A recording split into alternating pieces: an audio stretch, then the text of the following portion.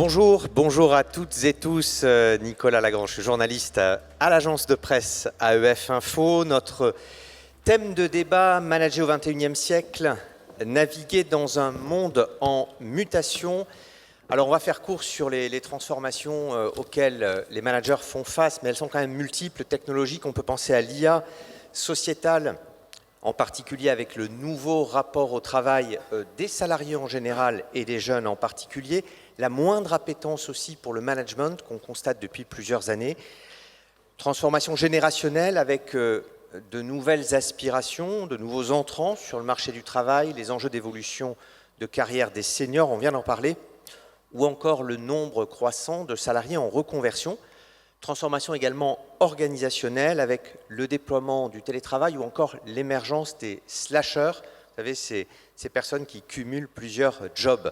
La liste est loin d'être exhaustive, mais c'était, voilà, juste pour cadrer un peu le débat et dire que finalement, je pense que le constat est partagé. On voit tous que les injonctions contradictoires et les mutations auxquelles font face les managers sont multiples. Ça interroge fortement les pratiques managériales dans un contexte où les enjeux d'attractivité et de rétention sont très forts et où, ça vient d'être évoqué dans la séquence précédente, les rapports de force se sont effectivement inversés sur le marché du travail. Alors, 4 intervenants qui vont nous livrer à la fois leurs témoignages et leurs analyses. Jean-Christophe Bujon. Jean-Christophe Bujon, vous êtes président France de Selecta, le leader en France pour la distribution automatique de café, de snacks et désormais de repas sous la marque Foodies. On vous trouve dans les gares, dans les aéroports, dans les entreprises. Il y a des dizaines de milliers de machines, il y a des millions de consommations tous les jours. Vous employez dans le monde 7000 salariés, 1000 en France. Important à préciser par rapport à notre débat, 2/3 de col bleu. Principalement, ce sont des vendeurs-approvisionneurs et des techniciens de maintenance. Et puis, 1/3 de col blanc et on vous écoutera tout à l'heure. À vos côtés, sur votre gauche, Michael Loco, vous êtes vice-président chez Steelcase, en charge de la région IMEA. Vous aidez des entreprises du monde entier à créer de nouveaux lieux de travail. Vous êtes spécialiste du mobilier. Vous employez 11 000 collaborateurs dans le monde, 600 en France. Profils assez différents, ingénieurs, architectes, designers, commerciaux, mais également aussi des ouvriers. Xavier Susterac, vous êtes président de la division Beauty IMEA d'Aptar. Aptar, c'est une entreprise américaine qui est leader du packaging pour les produits cosmétiques et pharmaceutiques. 13 000 collaborateurs dans le monde, 4 000 salariés en France. Vous comptez de nombreux commerciaux, chercheurs, spécialistes du marketing, également des cols bleus. Et sur la division beauté, important à signaler, 11 usines en Europe et quand même 6 usines en France. Et dernière interlocutrice, à ma droite, Valérie Perruchot-Garcia, vous êtes directrice communication affaires publiques et RSE chez Johnson & Johnson Innovative Medicine en France. En fait, c'est le nouveau nom de Janssen. Depuis lundi. Depuis lundi. Alors, le groupe J&J, on va faire plus court, compte 140 000 salariés dans le monde, c'est 1600 en France, avec un tout nouveau siège à Issy-les-Moulineaux, et avec des fonctions de support qui sont au siège, et des équipes médicales et marketing qui, elles, sont partout en France sur le terrain. On va démarrer avec vous, Valérie Perruchot-Garcia. On l'a un tout petit peu évoqué, effleuré tout à l'heure. Les jeunes générations ont des attentes spécifiques. On peut considérer d'ailleurs que la pandémie a peut-être renforcer ces spécificités. Si on en cite quelques-unes, sensibilité forte aux enjeux de transition écologique, aux enjeux sociétaux, recherche de missions diversifiées, recherche d'autonomie, mais aussi recherche d'échanges avec les pairs, d'échanges professionnels, aspiration à de la souplesse dans l'organisation du travail. Comment, la question est un peu vaste, mais voilà, pour entrer sur ce débat, comment les managers, comment le management peut-il tenir compte de ces mutations? Alors, je vais repartir d'une anecdote pour évoquer une situation que j'ai vécue il y a 2 ans. En fait, on avait décidé de faire la fresque du climat avec toute l'entreprise. Donc, on était 600 personnes dans un grand atelier, c'était assez impressionnant. Et dans la partie débrief de mon groupe, il y avait une jeune chef de produit qui a fondu en larmes dans le débrief. Et en la questionnant, elle nous a dit, en fait, c'est parce que, de ce que je comprends, de ce que j'ai appris en faisant cette fresque, on ne pourra rien changer dans notre mode de fonctionnement qui nous permettra de réduire vraiment notre empreinte carbone de manière sérieuse. Donc je me suis dit, qu'est-ce que je fais avec ça? Est-ce que je la laisse avec son émotion et sa colère, ou est-ce qu'on essaye de transformer ce qu'elle est en train de nous dire en quelque chose qui la mette sur un chemin qui ne serait pas celui du conscious quitting, qui est la démission réfléchie, qui touche les personnes quand elles sont en désaccord d'un point de vue personnel avec les valeurs de l'entreprise et sa stratégie. Et donc j'ai proposé d'intégrer notre comité. En fait, on a un comité RSE qui représente les différents départements de l'entreprise pour amener à la table des discussions ces propositions. Et du coup, je n'ai pas retourné la situation, mais en fait, c'était extrêmement précieux pour nous parce que cette jeune femme, elle nous a proposé des tas de projets qu'on a pu mener à bien. Par exemple, expérimenter en Île-de-France, vous parlez de la population nomade chez nous, les commerciaux qui ont tous des voitures de fonction, qui ne sont pas encore toutes électriques. On a fait un pilote pour voir comment ça se passerait en utilisant les transports en commun. Une autre expérience qu'elle a menée elle-même, c'est de voyager uniquement en train en Europe. Donc elle s'est quand même coltinée un Bordeaux-Madrid en 11 heures, ressenti 16 heures, m'a dit, pour aller à un congrès scientifique. Et elle l'a fait, je dirais, à ses propres faits, parce que notre système d'achat de voyage d'affaires ne nous permet pas d'acheter des billets de train à l'extérieur du pays. Donc c'est quelque chose qui est facile à faire évoluer grâce à cette expérience-là. Voilà, donc elle nous a vraiment permis de progresser et du coup de devenir un membre assez actif et je pense de se réconcilier quand même un petit peu avec l'entreprise. Oui, c'est ça, c'est une stratégie de petits pas, mais qui finalement peut adresser un message notamment aux nouveaux entrants, notamment aux jeunes, qu'on questionne le statu quo, qu'on peut agir et on leur donne des leviers d'action, même si on sait que c'est progressif et itératif. Exactement, donc l'idée de co-construction, de collaboration est très importante. En plus, culturellement, chez nous, c'est quelque chose de très ancré. Et je pense qu'on a bien fait d'aller au bout de cette expérience et de la mettre à bord. D'ailleurs, je l'ai croisée hier à la machine à café. Je lui ai dit qu'elle serait dans mon introduction aujourd'hui comme source d'inspiration, parce que c'était vraiment très important qu'on puisse transformer sa pensée du moment et son ressenti, et qu'elle se réaligne avec ce qu'on pouvait lui proposer comme chemin dans notre transition énergétique et climatique, en fait. Deuxième point, il y a une surcharge pour les managers, une surcharge de travail, parfois une surcharge mentale, et la digitalisation a amené aussi l'utilisation de beaucoup de plateformes différentes. Et lors de notre échange préparatoire, vous avez beaucoup mis l'accent là-dessus, finalement, en disant qu'il y avait énormément d'injonctions contradictoires auxquelles les managers devaient faire face, qui ne facilitaient pas leur tâche et qu'il fallait peut-être réfléchir à comment favoriser un droit à la déconnexion, des pratiques un peu différentes. Alors on en parle beaucoup, mais pour les managers, c'est encore quand même loin d'être une réalité. C'est vrai que les managers, ils en ont beaucoup sur le dos, puisqu'on leur demande déjà d'être quand même un peu les experts de leur métier. On leur demande aussi de gérer eux-mêmes leur développement pour progresser dans leurs compétences. On leur demande aussi d'incarner un peu la stratégie de l'entreprise, de l'expliquer à leurs équipes, d'en être des relais importants après le comité de direction. On leur demande aussi de décrypter un certain nombre de tendances pour être en anticipation sur un certain nombre de mouvements du monde, là aussi, pour les expliquer dans leurs équipes. Ça, c'est un peu sur le fond. Et puis sur la forme, vous le disiez, ils sont dans une certaine complexité avec beaucoup de plateformes qu'on utilise aujourd'hui. Moi, je viens d'un monde où, dans mon premier job, j'étais super contente d'avoir une Canon dans laquelle j'avais 3 lignes avec des cristaux liquides pour pouvoir corriger mes fautes de typo. Et du coup, aujourd'hui, on a évidemment tous des ordinateurs, on est tous sur Outlook, on est tous sur Teams, on a tous aussi des SharePoint où on ne sait plus où aller chercher, retrouver le doc de la réunion de la semaine dernière qui m'avait été envoyé je ne sais plus par qui, etc. Donc, ils gèrent cette complexité-là. Et dans nos entreprises internationales, ils sont aussi souvent à naviguer dans une matrice où ils vont avoir une équipe en local, évidemment, puisqu'ils sont rattachés à une filiale, un management à l'international, et donc on leur demande quand même de résoudre des équations assez compliquées pour cheminer dans leur carrière. Ça parle pas mal à notre auditoire, ce que vous dites.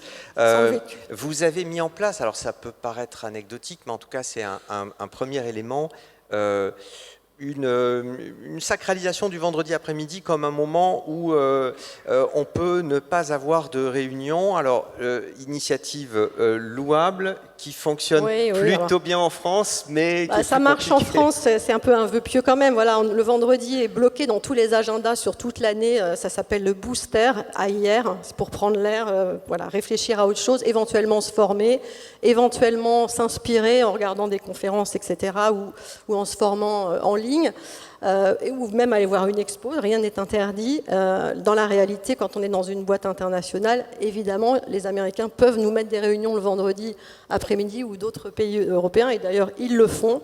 Mais malgré tout, le fait que ce soit apparent et visible dans l'agenda, ça veut dire quand même, c'est une décision de la direction générale, c'est quand même une invitation à faire un peu autre, qui est appréciée. Voilà, petite précision technique pour nos intervenants. Pour le micro, il vaut mieux le tenir assez haut parce que l'antenne se trouve en bas et du coup ça masque parfois et on a des petites sautes de son. Xavier Susterrac, comment, on a parlé de quête de sens, vous voyez parfois arriver des jeunes gens, des jeunes talents avec des ambitions assez importantes, des attentes assez fortes, notamment de souhaits d'évolution rapide. Comment vous gérez ce type de demande ?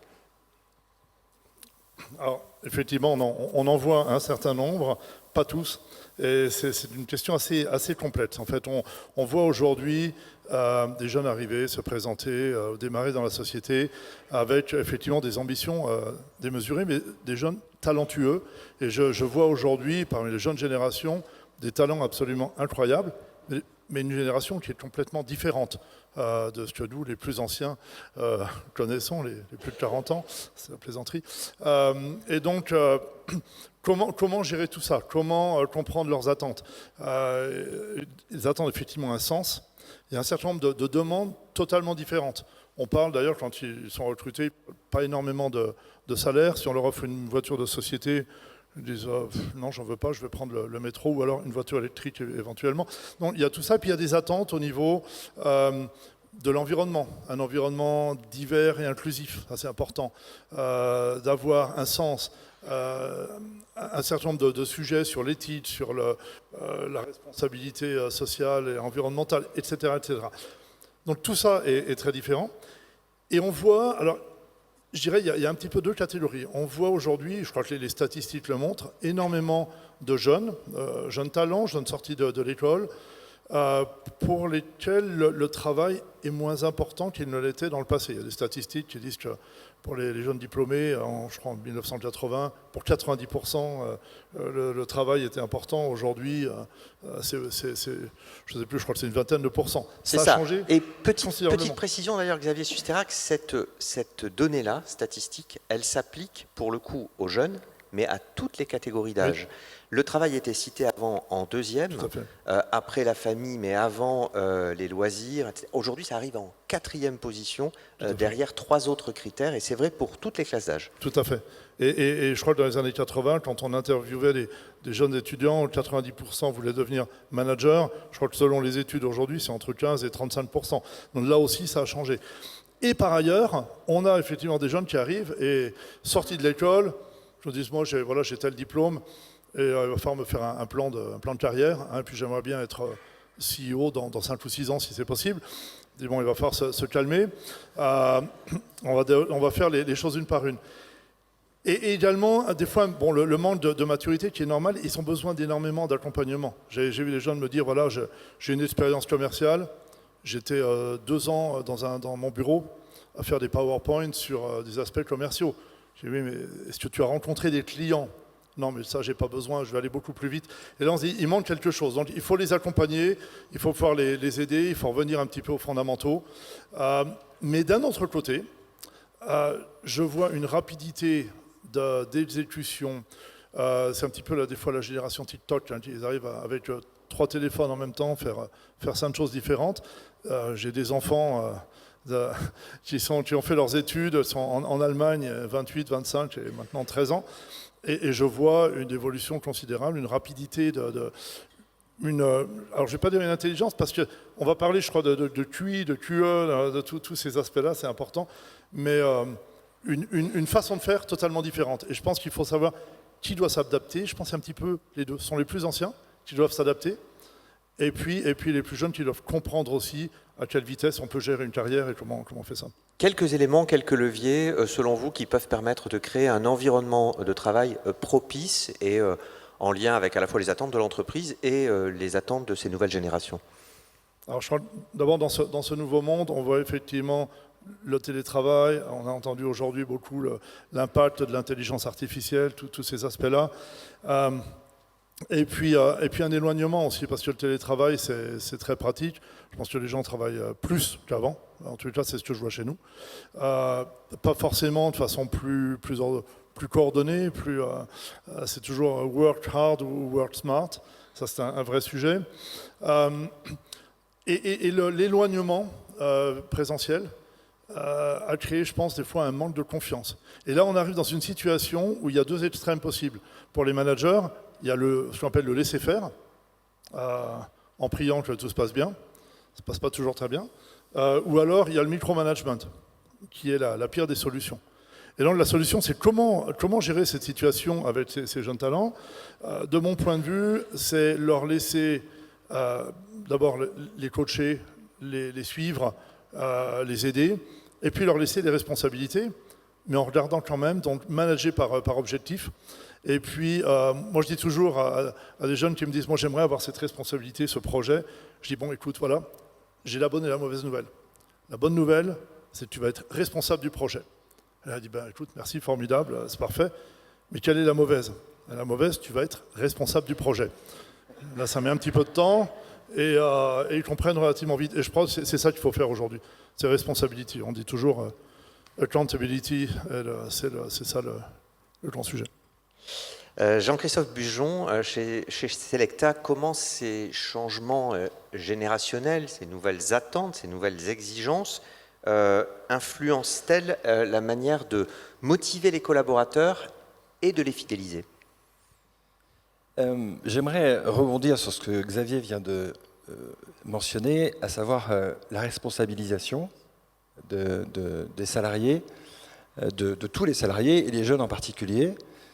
Dans un monde qui est aussi incertain, c'est effectivement très important que chacun puisse prendre des initiatives et assumer ses décisions.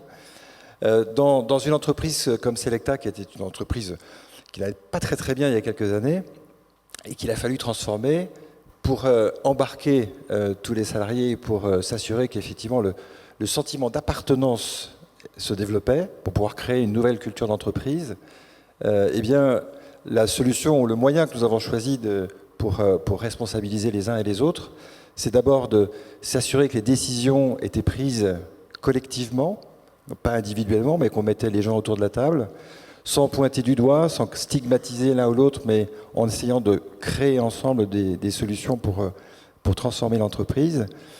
Et puis aussi en insistant sur ce que je crois être l'essentiel du leadership, c'est la confiance.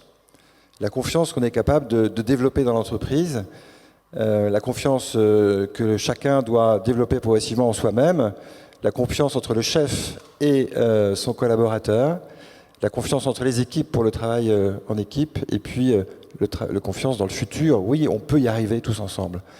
Et donc, je crois qu'un des ciments qui a permis à notre entreprise d'évoluer, de se transformer durant les 2 ou 3 dernières années, ça a été effectivement que grâce à la confiance, on a progressivement réussi à réduire les peurs que chacun peut avoir de ne pas réussir, ou de son collègue, ou du futur de l'entreprise, en développant ce sentiment de confiance qui a permis la responsabilisation des salariés. Oui, avec à la fois la création d'une communauté de top managers, et puis des pratiques de coopération qui finalement n'étaient pas si développées que ça avant chez vous.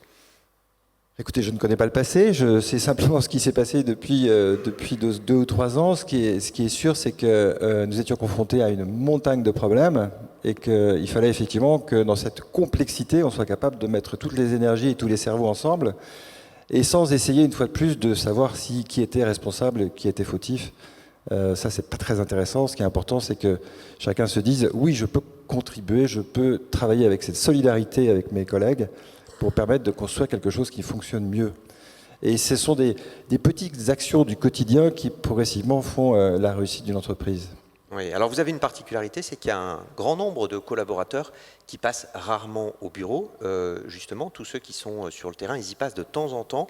En termes de pratique managériale, ça implique quoi de pouvoir motiver, mieux impliquer ces collaborateurs avec lesquels le lien est plus distant? C'est la même problématique que le lien managérial ou de leadership dans le cadre du télétravail. C'est qu'effectivement, il faut arriver à créer ce lien personnel, fait d'écoute, de considération, de responsabilisation, de recadrage, sans avoir les moyens d'être en face à face. Donc il faut créer des rituels, des passages obligés, que les règles soient bien claires entre les individus, que les règles de l'entreprise soient bien claires aussi, et que les objectifs de l'entreprise soient bien compris. Et puis, et c'est plus exigeant évidemment que quand on est face à face. Et puis, il peut y avoir aussi des incentives, et c'est ce que vous avez mis en place d'ailleurs pour certains des collaborateurs, parce que finalement, votre marché aujourd'hui grossit, aussi grâce parfois à l'action de vos collaborateurs qui vous font connaître des besoins de développer un peu le parc existant, voire de créer une installation de machines. C'est une idée parmi de nombreuses idées, mais effectivement, quand nous sommes parlé, j'ai évoqué avec vous l'idée du moment, qui était de dire que nous cherchons à développer notre entreprise. On a de belles solutions, vous l'avez cité en introduction. Simplement, il faut que cela soit connu. Et nos salariés ont comme chacun, des relations personnelles, professionnelles qui peuvent nous aider à ouvrir des portes. Et donc, effectivement, on a donné des primes pour ceux qui sont capables de nous apporter de bonnes idées. Une idée assez banale d'une certaine manière, mais qui aujourd'hui, dans le contexte de l'entreprise, vient assez naturellement, alors que finalement, auparavant, c'était impossible de faire ce genre de choses, de faire ça. Merci. Michael Loco, chez Steelcase, votre job, c'est de donner envie de venir au bureau. Alors ça tombe bien, parce qu'il y a un certain nombre d'entreprises qui justement prônent le retour au bureau, Amazon, Ubisoft, Nike notamment, et qui envoient un retour en arrière, d'ailleurs, sur certains accords d'entreprise, même en termes de nombre de jours de télétravail. Le problème, c'est que si on retourne au bureau pour faire exactement ce qu'on fait à distance, comment, dès lors qu'on a posé cette équation-là, est-ce qu'on rend ces périodes de travail en entreprise et chez soi, en tout cas à distance, est-ce qu'on les rend non interchangeables? Comment on fait de l'expérience au bureau une expérience atypique, spécifique? Alors, notre métier, c'est pas forcément juste de faire que les gens aient envie de retourner au bureau. Par contre, on est persuadé que le bureau un rôle particulier à jouer dans cette mutation du travail.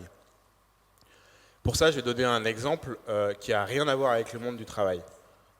Moi, je suis français, ma mère est sénégalaise, mon père est togolais, et pourtant je me définis comme français, parce que j'ai vécu en France, j'ai étudié en France, je connais la gastronomie française, j'ai les codes, j'ai les rituels. Voilà, je suis né, c'est ma culture, donc je suis plus proche du général de Gaulle et de Napoléon que de Léopold Sédar Senghor. Enfin, c'est comme ça que je le ressens.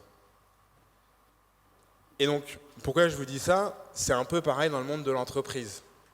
Le télétravail, le travail à distance, le fait de ne pas vivre en entreprise, ça crée des habitudes différentes, des comportements différents. Et en fait, quand on regarde tout ça de très près, l'entreprise, c'est finalement le seul lieu où on peut toucher du doigt, voir, sentir autre que dans l'imaginaire ce qu'est l'entreprise. Parce que finalement, l'entreprise, c'est juste un imaginaire collectif qui n'existe pas à proprement parler. Et donc, c'est la matérialisation de ce qu'est l'entreprise. Donc, pour chacun d'entre nous, finalement, c'est un moyen de se rattacher à quelque chose qui fait du sens. On parlait de sens. Donc, l'entreprise, en fait, aide à ça. Notre rôle, c'est de donner envie aux collaborateurs de revenir, oui, mais aussi de permettre à l'entreprise d'être performante. Et c'est pour ça que l'espace de travail est important. Aujourd'hui, quand on travaille, on fait plusieurs choses. On se concentre. Voilà, il y a les tâches que l'on fait très bien toute seule derrière son ordinateur, mais on socialise, on apprend, on partage. Et donc tout ça, en fait, quand on est chez soi, derrière son bureau, finalement, très peu de personnes ont un espace, je pourrais faire le test ici parmi vous, mais qui peut faire tout ça chez soi, dans soit 20 mètres carrés ou 300 mètres carrés en fonction de votre niveau social. Donc ceux qui sont en haut, c'est plus de 20 mètres carrés, ceux qui sont en bas, c'est... Et en fait, c'est ça le rôle de l'espace de travail, c'est vraiment de faire en sorte que chacun puisse vraiment mieux travailler. Et aussi un autre, quand je parlais de c'est le seul lieu où on peut expérimenter l'entreprise, c'est là où ça devient intéressant, c'est de se dire, moi, Mickaël, en tant qu'individu, parce qu'on parle de génération, on parle de différents rôles souvent, quand on vous dit qu'est-ce que vous faites dans la vie, vous êtes vice-président, vous êtes chargé, vous êtes RH, mais en fait on est avant tout, moi je suis le fils de mes parents, français, voilà, je suis qui je suis. Et en fonction de qui on est, de ce que l'on traverse dans sa vie, il y a des matins où vous n'avez pas forcément envie d'aller parler à vos collègues. Il y a des matins où il y a des moments dans votre vie où quand vous êtes jeune papa, jeune maman, forcément vous n'avez pas forcément le même dynamisme au réveil.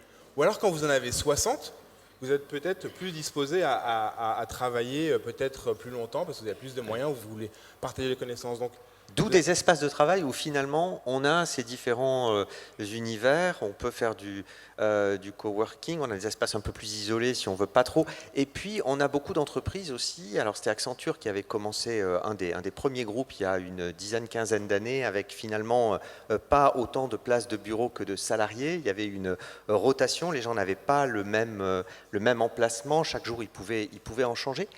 Il y a quand même une limite, c'est que souvent, ces espaces-là, ils sont très appréciés des collaborateurs, mais ils sont efficaces à condition que les pratiques managériales changent et évoluent.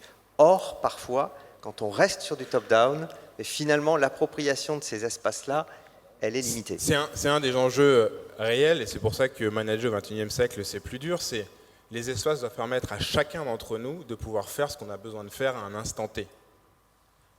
Pour ça, il faut qu'après, la culture managériale s'adapte. Et donc, en fait, il faut, comme on ne design plus pour des masses et pour la moyenne, il faut designer pour les besoins de chaque individu. De la même manière, il faut pouvoir manager d'une manière beaucoup plus individuelle et non pas pour des masses. Donc, comprendre le besoin. Donc, on parle de confiance. C'est là où la confiance est absolument nécessaire. C'est là aussi où l'écoute, l'empathie sont des notions de leadership qui sont en train de naître, deviennent de plus en plus fondamentales pour pouvoir gérer finalement l'évolution dans le monde de l'entreprise. Ouais. Valérie Perruchot-Garcia, G&G, on le voit finalement, le manager vis-à-vis de ses collaborateurs, il doit multiplier les efforts pour essayer de répondre à ces nouvelles attentes, à ces nouvelles exigences, mais l'entreprise vis-à-vis de ses managers, elle doit aussi s'efforcer de rendre le management plus désirable. Et on voit que dans un certain nombre d'études, effectivement, la volonté de devenir manager s'érode ces dernières années. De quelle manière appréhendez-vous ce défi-là? Qu'est-ce que vous mettez en place au sein de J&J pour faire en sorte que les managers soient davantage valorisés et n'aient pas que des contraintes? Oui, c'est vrai que les contraintes, je les ai évoquées tout à l'heure, et en plus, elles existent dans notre secteur d'une manière quasi naturelle. Pour aider les managers, on a segmenté en fait l'entreprise pour leur donner une existence en tant que corps social et pouvoir vraiment travailler davantage ensemble et en coordination avec le comité de direction. Donc on a créé, ça s'appelle chez nous le forum des leaders, ce sont les N-1 du comité de direction, que l'on réunit à peu près toutes les 6-8 semaines, sur des réunions assez denses, hein, ça va de la demi-journée à la journée complète, pour se poser sur des sujets de fond, de stratégie souvent, ou de co-construction d'un certain nombre de choses. Deux exemples, là on les réunit lundi toute la journée pour réfléchir sur notre baromètre annuel qui vient de sortir et sur lesquels on constate dans les résultats un décrochage entre les couches de direction et les couches en dessous managériales pour essayer de réfléchir à comment travailler sur ce gap. Donc ça, c'est une première chose. Et puis, on l'a fait après l'été, on les a fait travailler sur le contenu d'un roadshow. En fait, on a fait toute une série de réunions de rentrée en région pour impliquer aussi les forces de vente et avec toutes les populations sièges. Le contenu plénière et les 2 ateliers ont tellement été designés par le Forum des managers. Donc, on les met en fait en responsabilité sur ces sujets-là. On travaille avec eux les sujets sur lesquels ils veulent s'impliquer à nos côtés. Et on essaye aussi, on parlait encore des normes et des règles, de faire, on ne peut pas dire un choc de simplification, parce que c'est déjà été galvaudé, mais en tout cas de leur donner aussi la main à eux et à leurs équipes en dessous pour proposer des choses qui vont dans le sens de la simplification des process internes. Dans chacun des départements. Voilà. Avec de l'IA parfois. Avec de l'IA parfois. Jean-Christophe Bujon, de quelle manière les pratiques managériales pourraient-elles, si on fait un peu de prospective, évoluer demain? Quelle nouvelle forme de valorisation pourrait-on trouver? Comment positionner un manager qui aujourd'hui a un nombre innombrable de tâches, et la simplification administrative peut les amener d'ailleurs, peut amener à les recentrer sur des tâches à plus forte valeur ajoutée? Personnellement, je suis convaincu que le leader, en fait, a un rôle clé dans la réussite de l'entreprise. Et je constate que les leaders de nos entreprises n'ont pas forcément toujours conscience de cela. C'est-à-dire à quel point leur impact vers leurs équipes peut faire la différence. Et donc, à défaut de vouloir transformer le leadership ou le rendre différent d'aujourd'hui, à mon sens, je pense que la première chose à faire, c'est déjà de s'assurer que tous les responsables de personnes, tous les responsables d'équipe sont bien conscients de leur rôle, de leur importance, de leur impact, et qu'elles aient les clés pour parvenir à cela. On a parlé d'écoute, d'empathie, du mot confiance. Je crois que c'est vraiment le mot le plus important qui existe dans une entreprise. Si la confiance existe, l'esprit est positif, constructif, se développe, et c'est grâce à ça que les entreprises peuvent avancer. On peut très bien imaginer l'inverse, à quel point la défiance et les antagonismes peuvent nuire à une entreprise. Donc tout ce qui peut contribuer à développer la confiance grâce aux leaders, grâce aux managers, évidemment va dans la bonne direction. Et aujourd'hui, est-ce que cela est bien compris? Je ne crois pas que ce soit le cas. Je pense qu'on a un devoir, un devoir de promotion du rôle de patron, quelle que soit la taille de la responsabilité. Je pense que le patron a un rôle positif pour les entreprises, mais aussi positif pour la société, parce que l'impact pour les personnes dont le patron ou la patronne est responsable peut être très important pour l'entreprise et aussi pour la personne elle-même. Xavier Susterac, 2 questions. Pour favoriser une nouvelle approche du management, de quelle manière mettre l'accent sur les soft skills, dont tout le monde se reconnaît à dire que celles-là, ce ne sont pas des compétences obsolètes et elles permettent effectivement d'occuper plusieurs emplois et de travailler l'employabilité? Et question secondaire sur l'IA, quelle peut être l'approche selon vous des managers par rapport à l'IA et par rapport à leurs collaborateurs? Faut-il expliquer les apports, les risques? Faut-il outiller les collaborateurs pour qu'ils s'en servent au quotidien? Quelle est votre perception de cet enjeu-là? D'abord sur les soft skills, le sujet n'est pas nouveau, il y a toujours cette question, est-ce qu'on recherche le QI ou le QE? J'ai fait il y a 15 ans des recrutements avec des tests... Quotient intellectuel, quotient émotionnel. Émotionnel, voilà, et donc en utilisant l'intelligence émotionnelle, des batteries de tests qui étaient très bien, et effectivement, il n'y a jamais de surprise, ou rarement de surprise sur le CV, sur la formation, et en fait, dans les recrutements, on pose toujours des questions sur ce qu'il y a dans le CV, ce qui est une erreur. En fait, tout ce qui est écrit, on sait quelle formation, on sait quelle expérience, ce qu'il faut tester, c'est le reste. Et quand ça ne marche pas, c'est pas à cause de la formation, c'est à cause du comportement, c'est à cause de... Donc, les aspects émotionnels, l'intelligence émotionnelle est importante. Je pense qu'aujourd'hui, alors, c'est important, mais ça ne suffit pas. Et ça dépend des métiers, il faut faire quand même très attention. Si vous cherchez demain un cardiologue ou un pilote d'avion au recrutement, est-ce que vous allez chercher quelqu'un de très sympathique, peut-être pas très très compétent, ou plutôt très compétent et pas forcément très sympathique? J'ai mon idée là-dessus. Donc il faut faire un petit peu attention. Et après, je crois qu'il faut aller plus loin que le QI et le QA. On parle aujourd'hui de QS et de QX. Je ne sais pas si certains d'entre vous ont vu ça, il y a des tas d'articles là-dessus, c'est passionnant. Le QS, c'est le quotient stratégique. Quelle est la capacité des personnes à penser de façon stratégique? Et puis le QX, c'est l'exécution, H comme execution, et la partie exécution. Pour moi, c'est absolument primordial. Aujourd'hui, les gens qui font la différence, ce sont ceux qui ont bien sûr les premiers éléments, mais aussi la capacité de faire de la stratégie et aussitôt derrière d'exécuter et d'apporter des résultats. Donc ça, c'est le premier point. Et un dernier mot très court, ouais. Votre approche par rapport justement à l'IA et aux collaborateurs, au développement des compétences ou pas sur cet enjeu-là? Bon, j'ai vu une phrase intéressante, un échange entre un patron et son collaborateur. Le collaborateur dit « Mais est-ce qu'il y a un risque que je sois remplacé par l'IA ?» Et son chef lui dit « Non, mais il y a une chance que tu sois remplacé par quelqu'un qui sait l'utiliser. » Je crois que quand on a dit ça, on a tout dit. Il faut savoir utiliser l'IA et à partir de là, il y aura une performance, on pourra faire des tas de choses. J'utilise moi-même, j'ai été absolument interloqué en faisant un test pour les revues de fin d'année, revues de performance de fin d'année. J'ai fait un petit test, je me suis dit, qu'a fait telle personne cette année et puis, est-ce que ça s'est bien passé? Et j'ai eu un résumé en 10 points, c'était absolument incroyable. Donc je vous recommande d'utiliser ces outils. Et donc l'utilisation de l'IA, absolument, absolument essentielle. Dernière intervention, Michael Locaux. Vous avez la particularité de manager des équipes dans plusieurs zones géographiques avec des cultures très différentes. Là aussi, l'approche managériale doit évoluer. Si vous aviez 2-3 préconisations à nous partager sur la manière de manager ces équipes. Alors on a beaucoup évoqué le Q. Moi, je vais évoquer le C. Enfin, Q commence par C d'ailleurs. Mais la cohérence. Je pense qu'il y a et l'authenticité, ces deux valeurs assez importantes. On parlait de confiance, on parlait d'empathie. Et je pense que la grande difficulté que beaucoup de leaders ont, c'est d'être cohérent par rapport à ces valeurs-là.